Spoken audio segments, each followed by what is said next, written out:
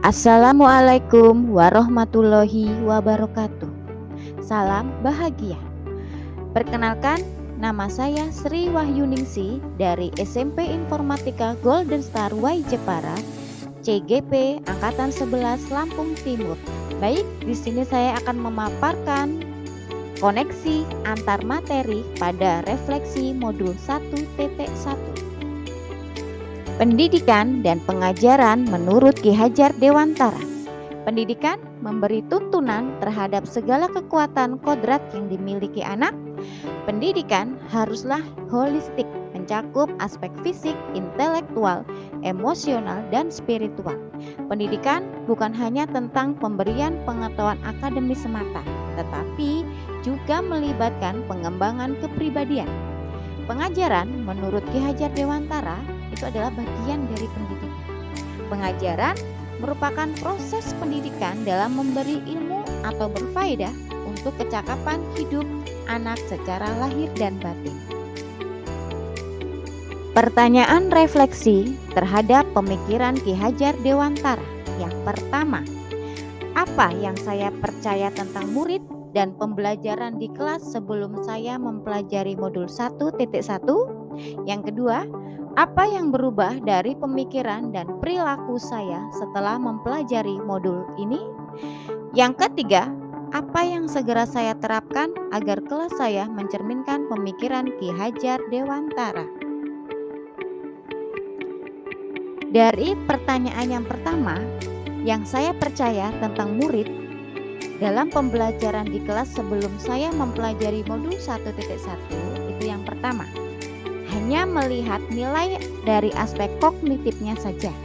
Yang kedua, ketuntasan materi itu lebih penting daripada memahami karakteristik murid.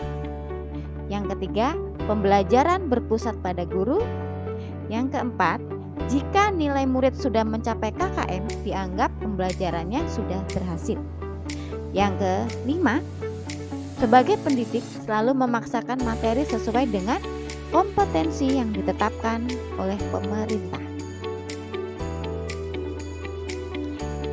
Perubahan dari pemikiran Ki Hajar Dewantara setelah saya mempelajari modul ini.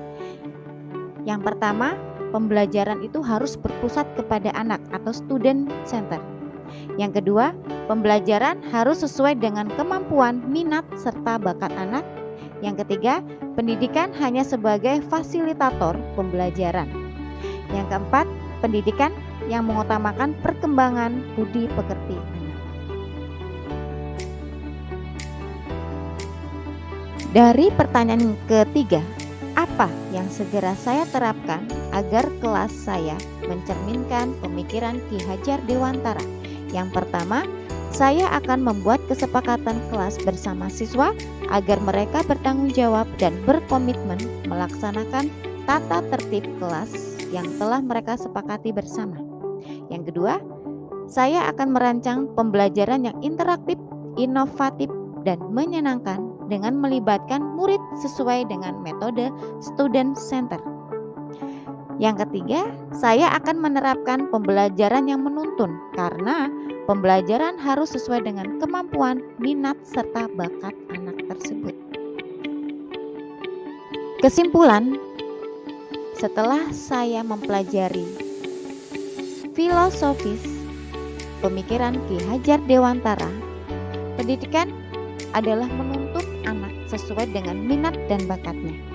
Pendidikan bukan hanya ilmu akademik saja, namun perlu penanaman budi pekerti yang baik. Karena pendidikan sejatinya adalah berhamba pada anak, di mana pembelajaran yang melibatkan murid dengan memperhatikan kodrat alam dan kodrat zamannya. Terima kasih, salam bahagia.